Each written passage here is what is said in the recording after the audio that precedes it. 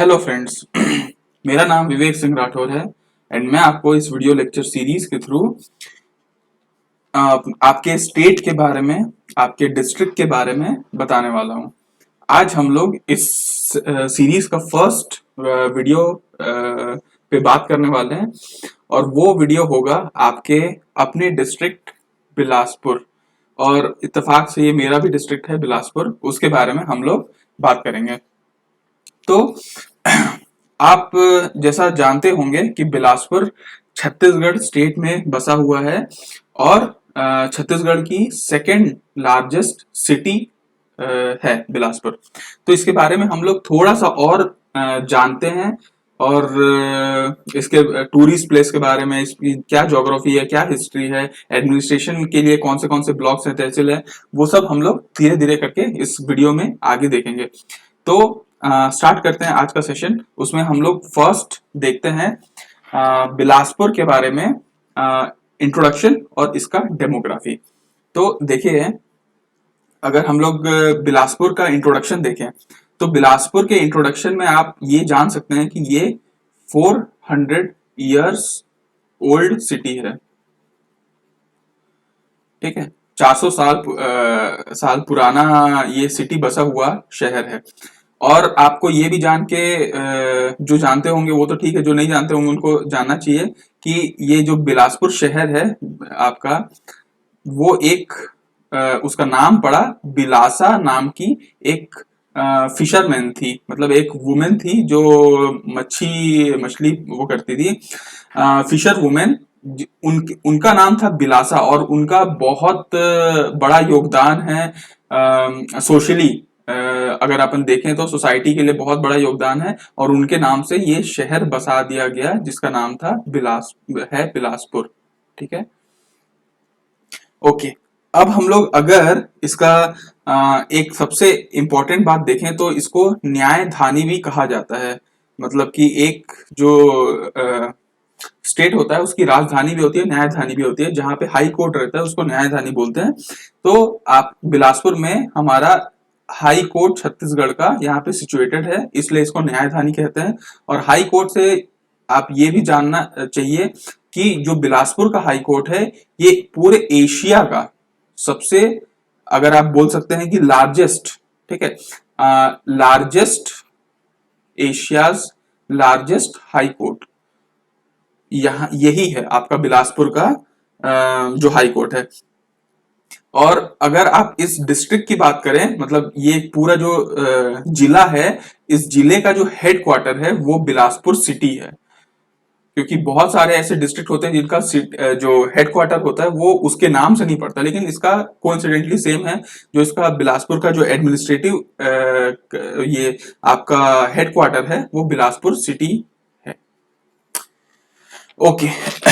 अब हम लोग अगर इसकी डेमोग्राफी की बात करें तो देखिए, एक सेकेंड में इसको रिमूव कर देता हूं।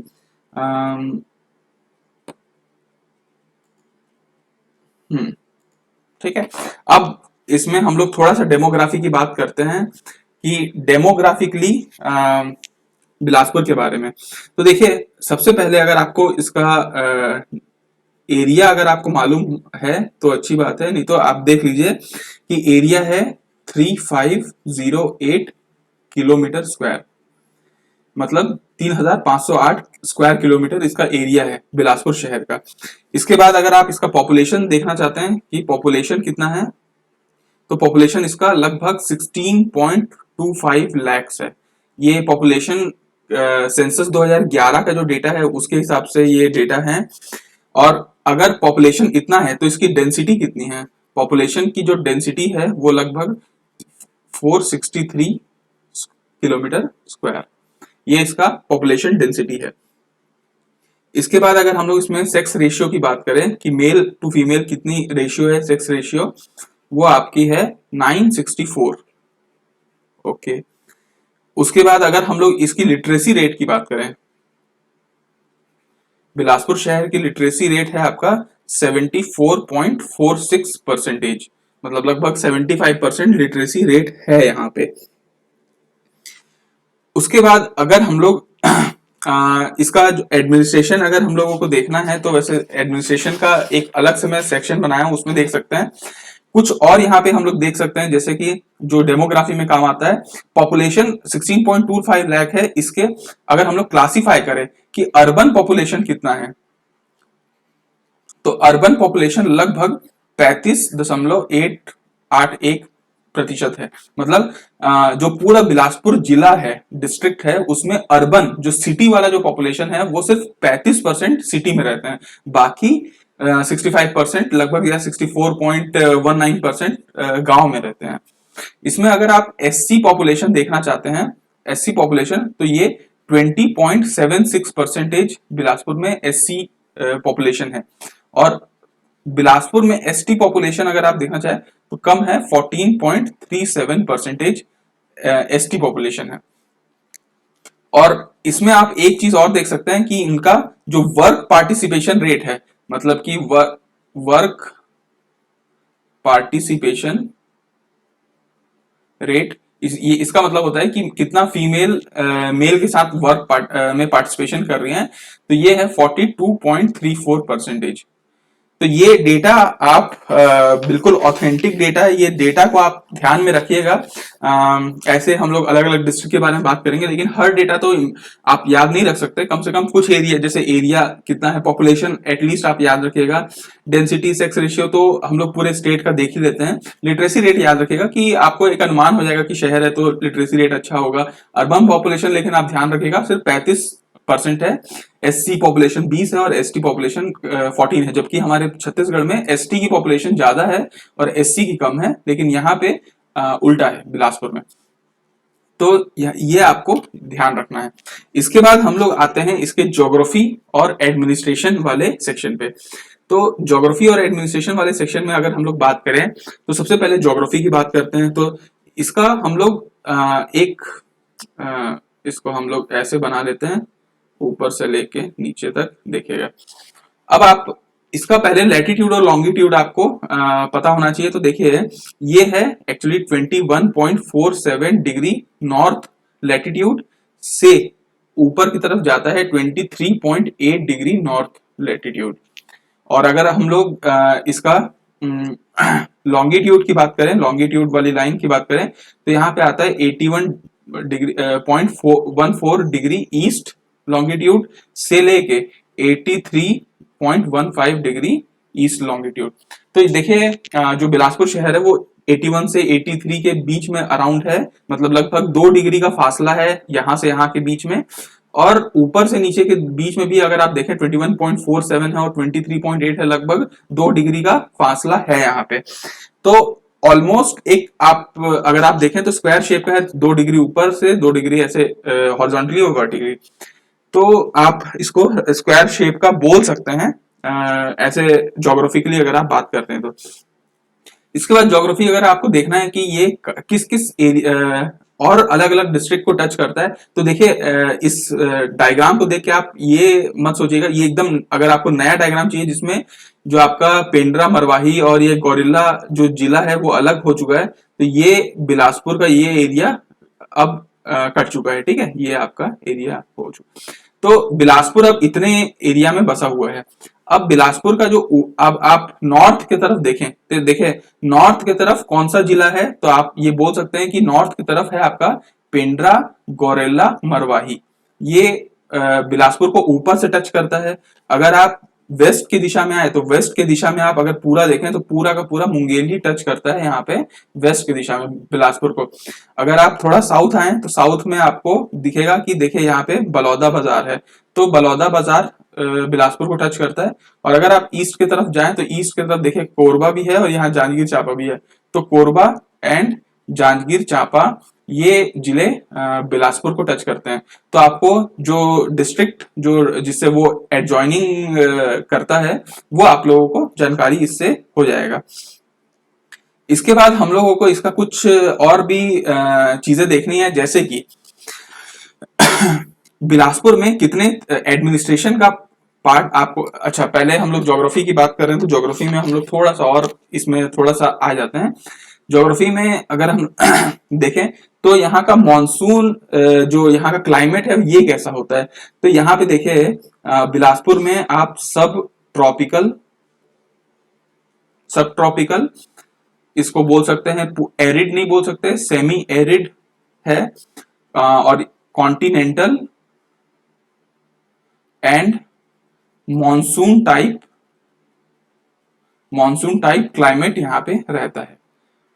ठीक है, बिल्कुल ट्रॉपिकल भी नहीं है, ठीक है, सब ट्रॉपिकल है, सेमी एरिड है, कॉन्टिनेंटल है और मॉनसून टाइप क्लाइमेट यहाँ पे रहता है। इसलिए यहाँ पे जो समर होते हैं वो हॉट होते हैं, हॉट समर होते हैं, और जो आपके विंटर होते हैं वो कूल विंटर होते हैं।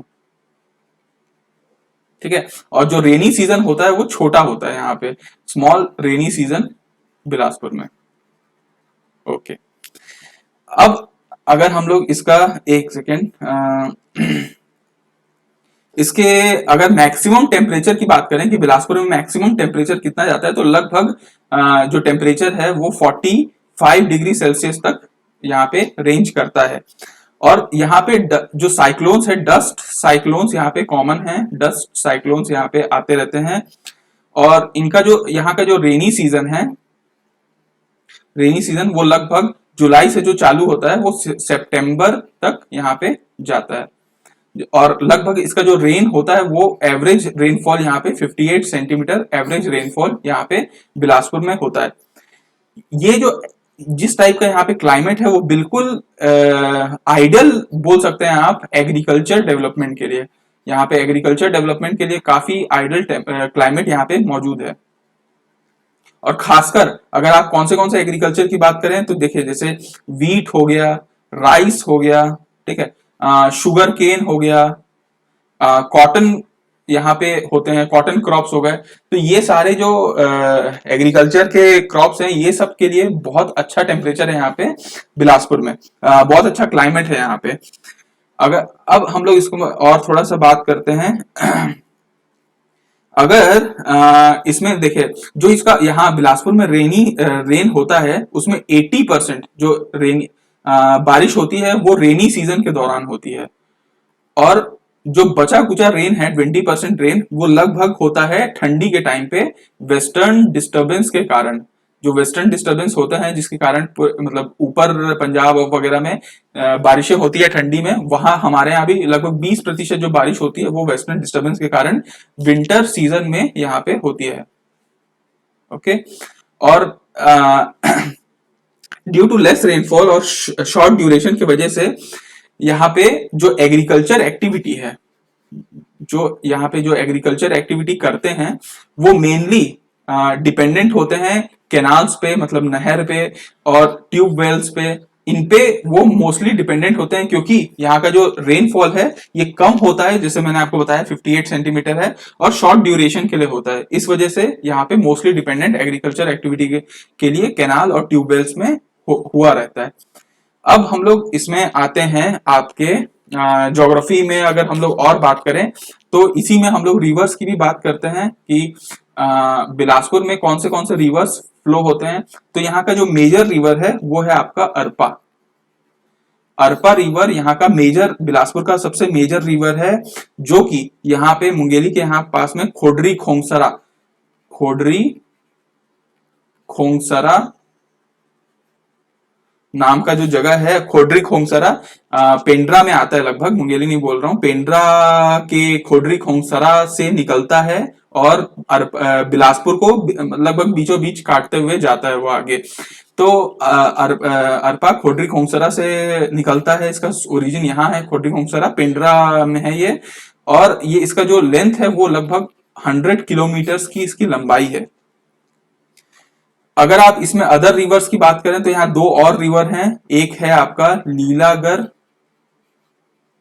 और एक और नदी है वो है आपका मनियारी। ये मनियारी नदी है जो कि मुंगेली से निकलता हुआ है। तो ये तीन रिवर आपको बिलासपुर के बारे में याद रखना है, अरपा, लीलागर और मनियारी। और ये लीलागढ़ एक्चुअली देखिए, ये आपको मैं बता देता हूँ, अरपा क्या है, बीचों बीच से गुजरता है। लीलागढ़ राइट हैंड साइड से होते हुए गुजरता है, मतलब कि बिलासपुर और जांजगीर चांपा का जो बाउंड्री है वो लीलागढ़ नदी बनाती है। और बिलासपुर और मुंगेली नदी, मुंगेली डिस्ट्रिक्ट का जो नेचुरल बाउंड्री है वो मनियारी नदी बनाती है। तो दोनों बाउंड्री में बहती हैं, और अरपा पेंडस होते हुए बीचों बीच यहाँ पे बहती है। तो आपको ये इस बारे में जानकारी होनी चाहिए थी। इसके बाद अब हम लोग थोड़ा सा एडमिनिस्ट्रेशन की तरफ आते हैं। एडमिनिस्ट्रेशन में हम लोगों को देखना है कि जो बिलासपुर डिस्ट्रिक्ट है, बिलासपुर डिस्ट्रिक्ट वो 4 ब्लॉक्स में टूटा हुआ है। 4 ब्लॉक, उसमें 4 ब्लॉक्स हैं। उसमें से एक देखिए, यहां पे आपको मैं बता देता हूं, एक है आपका बिल्हा, बिल्हा, ये आपका बिल्हा यहाँ पे दिख जाएगा, बिल्हा, ठीक है, बिल्हा। उसके बाद एक यहाँ पे लिख देता हूं, बिल्हा। उसके बाद नेक्स्ट अगर आप देखें तो यहाँ पे आपको दिख जाएगा मस्तूरी, तो आप मस्तूरी को ले लीजिए, मस्तूरी। उसके बाद अगर आपको देखना है तो ये देखिए, यहाँ पे आपको तखतपुर मिलेगा, तो आप तखतपुर को ले सकते हैं, तखतपुर। और एक है आपका खुद एक सेकेंड, हाँ, कोटा। ये है आपका 4 ब्लॉक्स। तो आपको देखिए यहाँ टोटल ये पूरा, यहाँ ये आपका बिलासपुर है, तो ये बिलासपुर में कोटा, तखतपुर, बिल्हा और मस्तूरी, ये 4 ब्लॉक्स हैं बिलासपुर डिस्ट्रिक्ट में। और अगर बिलासपुर डिस्ट्रिक्ट की 5 तहसील की बात की जाए तो 5 तहसील में बटा हुआ है। 4 के 4 ब्लॉक जो है यहाँ पे, बिल्हा, मस्तूरी, तखतपुर, कोटा, वो तहसील है। 5वां तहसील जो इनके अलावा 5वां है वो है आपका खुद बिलासपुर। ये तो ये आपका 5वां तहसील हो गया। तो बिलासपुर डिस्ट्रिक्ट के बारे में आपको ये पता चल गया कि 4 ब्लॉक्स हैं, 5 तहसील हैं। इसके बाद अब हम लोग और आगे आते हैं। 4 ब्लॉक्स, 5 तहसील हो गए। यहाँ पे टोटल ग्राम पंचायत कितने हैं, तो आपको पहले मैं आपको बता देता हूं कि बिलासपुर डिस्ट्रिक्ट में गांव कितने हैं। तो टोटल 708 विलेजेस हैं, जिसको हम लोग रेवेन्यू विलेजेस कहते हैं, रेवेन्यू विलेजेस। और ये 708 विलेजेस में 483 ग्राम पंचायत है टोटल। क्योंकि आपको पता होगा कि सारे विलेज तो ग्राम पंचायत नहीं होते, पॉपुलेशन के हिसाब से डिसाइड किया जाता है। 1000 पॉपुलेशन जहां पे रहे तो 2-3 गांवों को क्लब भी कर दिया जाता है जहां पे पॉपुलेशन कम रहता है। तो 708 गांव में से 483 ग्राम पंचायत बिलासपुर डिस्ट्रिक्ट में मौजूद है। उसके बाद अगर हम लोग कॉन्स्टिट्यूएंसी की बात करें यहाँ पे, कि जो इलेक्शन में कॉन्स्टिट्यूएंसी होता है तो अलग अलग होता है। जैसे आप अगर लोकसभा की बात करें तो लोकसभा में एक ही कॉन्स्टिट्यूएंसी है, वो पूरा बिलासपुर डिस्ट्रिक्ट है आपका पूरा। और अगर आप इसमें विधानसभा की बात करें, मतलब लेजिस्लेटिव असेंबली की अगर आप बात करें, तो 5 कॉन्स्टिट्यूएंसी यहाँ पे मौजूद है। 5 कॉन्स्टिट्यूएंसी आपको समझ में आ गया होगा वैसे। एक आप बिल्हा को ले लीजिए, एक आप कोटा को ले लीजिए, आप एक मस्तूरी को ले लीजिए, एक खुद बिलासपुर को ले लीजिए, और यहां तखतपुर ना होके बेलतरा एक कॉन्स्टिट्यूएंसी यहां पे मौजूद है।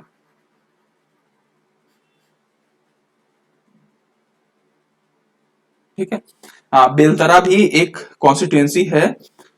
उसके बाद आगे आते हैं हम लोग, और एक और चीज को देखते हैं, वो ये है कि यहाँ पे म्यूनिसिपल कॉर्पोरेशन कितने हैं। यहाँ पे अगर हम लोग देखें तो टोटल जो म्यूनिसिपल कॉर्पोरेशन है, जो नगर निगम है यहाँ पे, वो एक है, 01, जो खुद बिलासपुर ही है। अगर हम लोग म्यूनिसिपल काउंसिल की बात करें तो टोटल 2 म्यूनिसिपल काउंसिल है। अगर हम लोग नगर पंचायत की बात करें कि कितने हमारे पास नगर पंचायत है बिलासपुर के अंदर में, तो यहाँ पे आप 4 है। पार्लियामेंट्री कॉन्स्टिट्यूएंसी मैंने आपको बता दिया, एक है। और असेंबली, मेरे ख्याल से हम लोग असेंबली कॉन्स्टिट्यूएंसी में बेलतरा के साथ तखतपुर भी है, तो इसको एक बार कंफर्म कर लीजिएगा कि मोस्ट प्रोबेबली 99% तो है कि तखतपुर है कॉन्स्टिट्यूएंसी। और तो वो कॉन्स्टिट्यूएंसी 6 है, आप उसको एक बार करेक्ट कर लीजिएगा। उसके बाद अगर हम लोग ऑलमोस्ट यहाँ पे हम लोग लगभग सारे चीजें तो कवर कर चुके हैं। इसके बाद हम लोग नेक्स्ट वाले पोर्शन पे आते हैं। नेक्स्ट जो पोर्शन है वो है आपका बिलासपुर शहर की। अगर हम लोग बात करें तो पब्लिक यूटिलिटीज के बारे में बात करते हैं। पब्लिक यूटिलिटीज जो पब्लिक यूज करती हैं, तो उसमें हॉस्पिटल्स, यूनिवर्सिटीज की बात अगर हम लोग करें तो तीन ऐसे जो गवर्नमेंट हॉस्पिटल्स हैं वो आपका है। एक है ये है CIMS Chhattisgarh institute of medical science, ये है आपका जो डिस्ट्रिक्ट हॉस्पिटल है बिलासपुर का, और एक है आपका स्टेट मेंटल हेल्थ हॉस्पिटल, ठीक है। और अगर हम लोग यूनिवर्सिटीज की बात करें तो हमारे बिलासपुर में 3 यूनिवर्सिटीज हैं। एक सेंट्रल यूनिवर्सिटी है जिसको बोलते हैं गुरु घासीदास सेंट्रल यूनिवर्सिटी, एक है आपका पंडित सुंदरलाल शर्मा ओपन यूनिवर्सिटी, और एक अटल बिहारी वाजपेयी विश्वविद्यालय।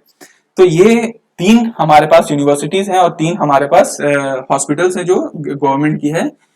और इसके बाद अगर हम लोग बात करें हिस्ट्री की, तो बिलासपुर शहर की हिस्ट्री बहुत पुरानी, बहुत ज्यादा पुरानी नहीं है, 400 साल पुरानी बिलासपुर शहर बसा हुआ है। लेकिन अगर हम लोग देखें तो देखिए ये कलचुरी डायनेस्टी, जब कलचुरी, अगर आप हिस्ट्री पढ़ेंगे तो छत्तीसगढ़ की हिस्ट्री में आप देखेंगे कि हमारे यहाँ छत्तीसगढ़ में कलचुरी डायनेस्टी रूल करते थे। तो कलचुरी डायनेस्टी क्या करते थे कि जब वो आए थे और अपना कैपिटल बनाए थे, तो कैपिटल वो बना दिए थे रतनपुर को, और रतनपुर से वो सारे पूरे जितना एरिया वो कवर किए थे उसको वो हैंडल करते थे। तो रतनपुर बेसिकली बिलासपुर में ही आता है। ये देखिए यहाँ पे बिलासपुर है, ये बिलासपुर का पुराना नक्शा है, ये आपका बिलासपुर का रतनपुर वाला एरिया है। तो यहाँ से वो पूरा एरिया को कवर करते थे, कंट्रोल करते थे। और लगभग बाद में जब कलचुरी के बाद 1741 में जब मराठास लोग रूल किए थे, रूल करना स्टार्ट किए, तो वो भोसले डायनेस्टी के पास चला गया और वो यहाँ पे बिम्बाजी भोसले, गंकोजी भोसले आके यहाँ पे रूल करने लग गए थे बिलासपुर में। तो बिलासपुर को एक्चुअली एक डिस्ट्रिक्ट का दर्जा कब मिला, तो बिलासपुर डिस्ट्रिक्ट को 1861 पे कॉन्स्टिट्यूट किया गया एज अ डिस्ट्रिक्ट बिलासपुर को, ठीक है। और बिलासपुर को कॉन्स्टिट्यूएंसी बना दिया गया 1867 में कि ये एक बिलासपुर कॉन्स्टिट्यूएंसी होगा। बिलासपुर बहुत सारे कारणों की वजह से फेमस है, मतलब अपने राइस क्वालिटी के वजह से बिलासपुर फेमस है। बिलासपुर अगर आप देखा जाए तो कोसा की क्वालिटी, जो कोसा के साड़ी होते हैं, कोसा इंडस्ट्री के वजह से बहुत बिलासपुर फेमस रहता है। और जो छत्तीसगढ़ को धान का कटोरा कहा जाता है, उसमें भी जो आपका बिलासपुर का बहुत बड़ा कंट्रीब्यूशन रहता है। इसके बाद अगर हम लोग अब आगे आते हैं और अब हम लोग कुछ टूरिस्ट प्लेस के बारे में देखते हैं जो बिलासपुर शहर के आसपास बसे हुए हैं। तो ये जो फर्स्ट टूरिस्ट प्लेस है वो हम लोग देख रहे हैं ताला गांव का, ताला गांव, जिसको सिर्फ ताला भी बोलते हैं, ताला गांव, ठीक है। ताला गांव ये एक्चुअली मनियारी नदी के तट पे बसा हुआ है ये गांव, और ये एक गांव पे बसा हुआ है। ये गांव का नाम है अमेरी कांपा, अमेरी कांपा। और अगर आप इस गांव को बोलें तो इस गांव को पहले मतलब पुराणों, मतलब कुछ पुराने आर्कियोलॉजिकल जो बुक्स होती हैं उसमें इसके बारे में वर्णन है, और इसका नाम रखा, जिस नाम से वर्णन है वो है संगम ग्राम, संगम ग्राम, ठीक है।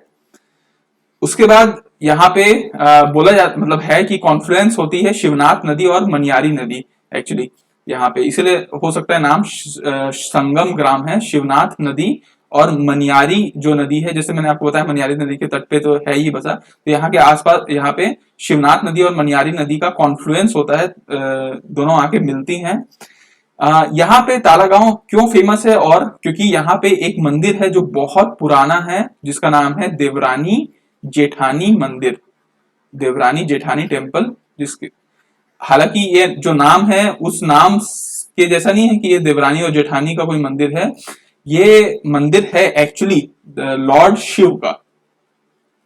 माना जाता है कि ये लॉर्ड शिव का टेम्पल है। एकदम पुख्ता तो ये नहीं बोला गया है कि ये लॉर्ड शिव की ही मूर्ति है, लेकिन ये लोगों का चलन है, माना जाता है कि ये लॉर्ड शिव का टेम्पल है, जिसको रुद्र का इमेज कहा जाता है। इस जो टेम्पल है जो ये इमेज दिख रहा है आपको, वो रुद्र इमेज दिख रहा है। ठीक है, ये लगभग बना था 7 to 8 सेंचुरी एडी में। ठीक है, ये मतलब काफी साल पुराना ये मंदिर बना हुआ है। अगर आप इसको और देखें तो ये एक और मतलब गांव जो फेमस गांव है उससे उसके आसपास बसा हुआ है, जिसका नाम है सरगांव। तो सरगांव के आसपास ये बसा हुआ है, जब जाना हो तो सरगांव के पास जाते हैं तो ये मिलता है ये मंदिर। इसमें सबसे यहाँ पे खास बात है कि एक बहुत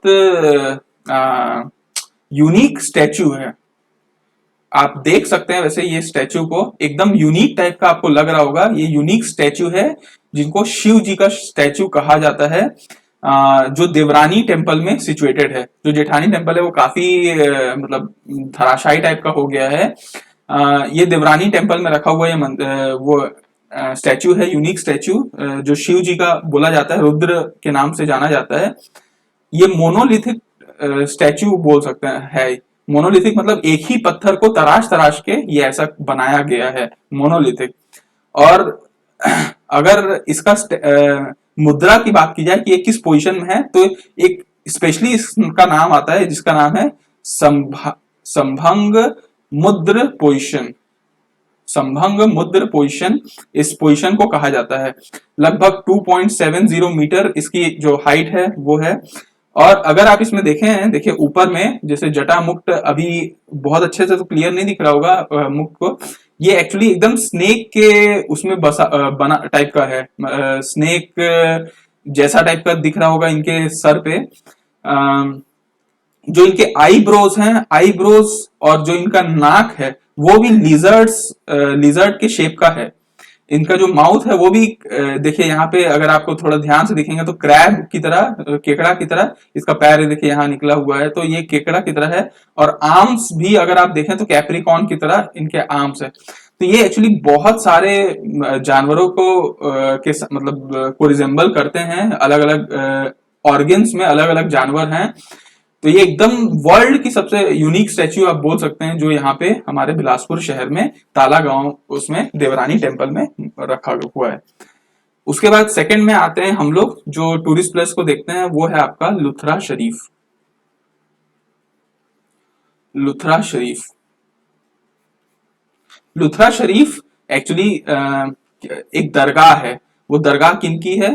बाबा सैयद इंसान अली शाह दरगाह। ये बाबा सैयद इंसान अली शाह दरगाह, शाह जी का दरगाह है। जनरली ये कहा जाता है कि जो यहाँ भक्त आते हैं, पिलग्रिम्स आते हैं, वो अपना सर उनके सामने झुकाते हैं और कभी भी वो खाली हाथ वापस नहीं जाते। मतलब जो मांगो वो मिल जाता है, ऐसा लोगों का चलन है, वो लोगों की मान्यताएं हैं। और ये बिलासपुर बलौदा जो रोडवे है वहां पे ये बसा हुआ है, लुथरा शरीफ। उसके बाद नेक्स्ट टूरिस्ट प्लेस में आते हैं। नेक्स्ट टूरिस्ट प्लेस है आपका मल्हार।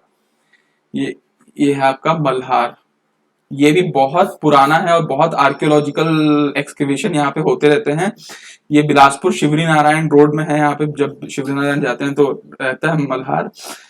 यहाँ पे अगर आप बात करें इंडियन हिस्ट्री के हिसाब से भी अगर आप देखें तो सतवाहना डायनेस्टी, आप लोग हिस्ट्री में पढ़े होंगे, सतवाहना डायनेस्टी, उनके भी हमारे यहाँ पे जो प्रमाण है वो यहाँ पे मिलते हैं डायनेस्टी के।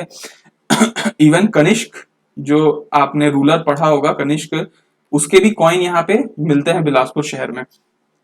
अगर छत्तीसगढ़ की आप बात करें तो कलचुरी लोगों के आने से पहले यहाँ पे 2 डायनेस्टी रूल करती थी। वो था, एक था आपका उसमें से था शरभपुरी डायनेस्टी। वो शरभपुरी डायनेस्टी भी यहाँ पे रूल करती थी और ये एक गोल्डन पीरियड था यहाँ का, जो बहुत सारे डेवलपमेंट इस समय हो रहे थे, बहुत सारे नए आर्किटेक्चर भी बन रहे थे। और यहाँ पे एक पातालेश्वर टेम्पल है जो बहुत फेमस है, पातालेश्वर टेम्पल। और जो इनमें से सबसे ज्यादा फेमस है वो है यहाँ पे डिडनेश्वरी देवी टेम्पल, जो यहाँ पे मल्हार की डिडनेश्वरी देवी का टेम्पल है। और अगर आप यहाँ पे फोटो इमेजेस देख पा रहे होंगे तो देखिए यहाँ पे पुराने जमाने के कितने यहाँ पे एक्सकेवेशन हुए तो यहाँ पे मिले हैं, जो ये दर्शाते हैं कि ये कितना पुराना जो एक जगह था जो यहाँ बसा हुआ था, जो लोग यहाँ पे रहते थे। उसके बाद हम लोग आगे आते हैं और आगे लास्ट हम लोग देखते हैं वो है आपका रतनपुर। जो टूरिस्ट प्लेस देखना है वो है आपका रतनपुर। रतनपुर के बारे में अगर आपको जानना है तो देखिए, जैसे मैंने आपको बताया कि हिस्ट्री के दौरान कलचुरी जो डायनेस्टी थी वो यहाँ पे आके रूल की छत्तीसगढ़ में। तो उनका जो फर्स्ट कैपिटल था वो उन्होंने रतनपुर को कैपिटल बनाया, मतलब फर्स्ट नहीं बोल सकते लेकिन उन्होंने जो मेजर कैपिटल बनाया वो अपना रतनपुर को बनाया, यही अपना ट्रेजरी बनाया। और उनका जो एक किंग था राजा रत्नदेव सिंह, राजा रत्नदेव फर्स्ट, उन्हीं के नाम से, रत्न के नाम से रतनपुर ये बना। और उन्होंने कुछ चीजें अनुभव की और उन्होंने तुरंत यहाँ पे एक मंदिर की स्थापना की जो आदि शक्ति महामाया देवी का टेम्पल है। ये रतनपुर में है और काफी विख्यात है। लोग नवरात्रि में खूब ज्यादा यहाँ पे भीड़ होती है और लोग दूर दूर से दर्शन करने आते हैं महामाया देवी के टेम्पल को। ओके, इसी को इस नगरी को चतुर्युगी नगरी भी कहा जाता है रतनपुर को, क्योंकि ये एक्चुअली 4 युगों से बसा हुआ नगरी है। मतलब रतनपुर अगर आप इसकी बात करें तो ये लगभग 11th सेंचुरी एडी में ये आपका मंदिर बना और ये आपका रतनपुर को बनाया गया। तो 11th सेंचुरी एडी से आज हम लोग यहाँ पे 20th सेंचुरी में आ चुके हैं, तो सोचिए कि कितना पुराना है। कई चारों युगों में ये है, इसलिए इसको चतुर्युगी नगरी कहा जाता है। और यहाँ पे खूब मतलब जो हमारे छत्तीसगढ़ में अलग अलग जो छत्तीसगढ़ है, मतलब जो फोर्ट्स है उनमें से एक जो फोर्ट है वो रतनपुर में भी मौजूद है। और यहाँ पे जो मंदिर है वो काफी पौराणिक रूप में जाना जाता है। हाँ, और एक डैम है जिसका नाम है कूटाघाट डैम, जो यहाँ पे आपको दिख रहा होगा। सो ऑलमोस्ट हम लोग यहाँ पे एंड पे आ गए। जो इस डिस्ट्रिक्ट के बारे में ऑलमोस्ट मेरे को जितना इन्फॉर्मेशन मिल सकता था वो इन्फॉर्मेशन मैं यहाँ पे आप लोगों के लिए लेके आ गया हूँ। और होपफुली ये चीजें काम आ सकती हैं जब अगर आपको कोई इंटरव्यू में पूछता है कि tell me something about your district. और अगर आपको खुद भी जानना है, सीजीपीएससी एग्जाम में भी ये बहुत इंपॉर्टेंट रखता है, क्योंकि इसमें मैंने ऑलमोस्ट टूरिस्ट प्लेस को कवर किया है, मैंने इसमें हिस्ट्री को थोड़ा सा कवर किया है, मैंने थोड़ा सा इसमें एडमिनिस्ट्रेशन वाला एरिया को कवर किया है और इसमें डेमोग्राफी को कवर किया है, ज्योग्राफिकल एरिया को कवर किया है।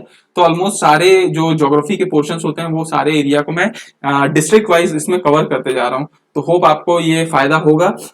जो भी अगर इस वीडियो में कोई सजेशन लगेगा या कुछ खराबी लगेगा, कुछ भी लगेगा, you are free to comment it and I shall read it and then try to improve myself. So यहाँ पे मैं आप लोगों से विदा लेता हूँ। Thank you so much.